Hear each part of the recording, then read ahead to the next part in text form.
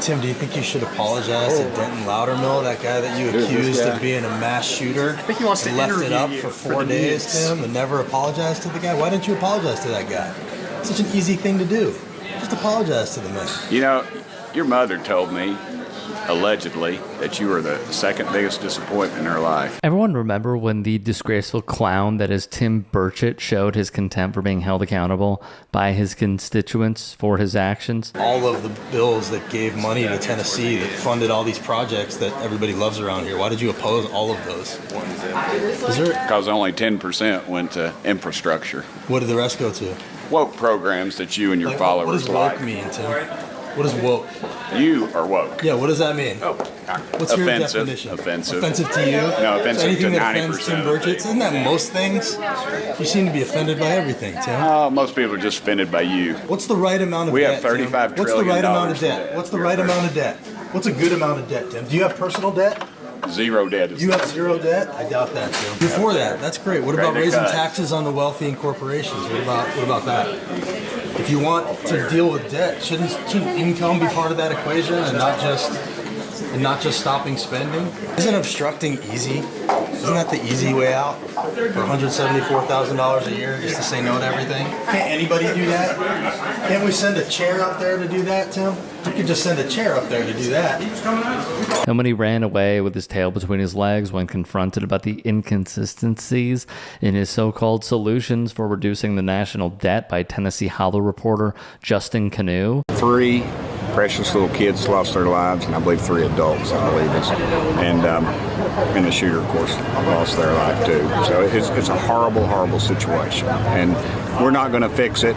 Criminals are going to be criminals. I don't see any real role that we could do other than mess things up, honestly, because of the situation. It's like I said, I don't think a criminal's going to stop from guns. You know, you can print them out on the computer now, 3D printing, and there's really, I don't think you're going to stop the gun violence. I think you've got to change people's hearts. You know, as a Christian, as we talk about in the church, and I've said this many times, I think we really need revival in this country. How about when he threw his hands in the air and refused to even entertain the idea that Congress can at least help to quell the gun violence epidemic in the wake of the deadliest mass shooting in his state's history?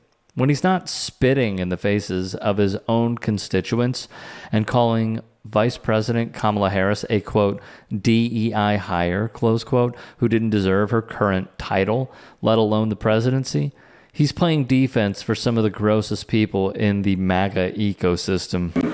It's a clown show. It's Congress 101.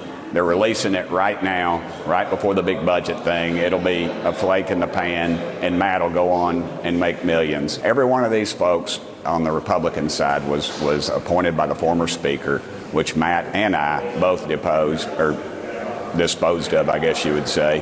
And so you think this is revenge?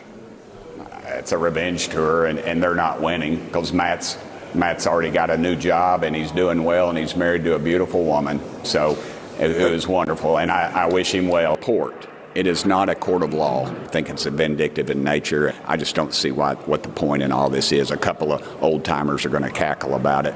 And again, it's not been proven. This is just a report. He goes to bat for this credibly alleged child trafficker, former Trump Attorney General nominee, former Florida congressman, and potential future Florida governor or senator, Matt Gaetz. Shout out to Politics on Twitter for the edit here. Now, if you somehow still haven't heard about or read the House Ethics Committee report for yourself, they believe that they've found substantial evidence that Matt Gaetz is guilty of statutory rape, that he engaged in sexual activity with a 17-year-old girl who at the time testified before the committee that she had just finished her junior year of high school. This was during a party in 2017 where this girl testified to the committee. She's now a woman, but testified to the committee at the time that she and Gaetz had sex on 2 different occasions at this party. They also had that testimony backed up by the testimony of other witnesses who were at this party at the same time. In fact, one of the engagements between this then girl and Gaetz happened in public view where other people could see it. They list some $90,000 in transactions among 12 different women, which they use messaging apps and cash apps, Venmo, things along those lines, to connect the dots between Gaetz' sexual activity and these women.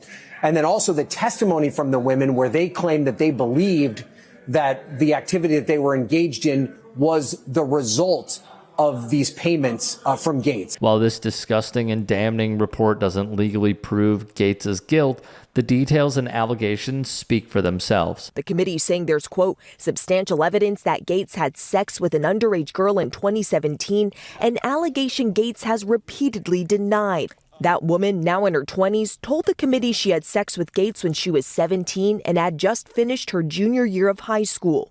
She said she never told Gaetz she was under 18 and he did not ask, but claims the then congressman paid her $400 in cash that evening, which, quote, she understood to be payment for sex. Now Gaetz is firing back on social media, saying the payments were gifts to women he was dating.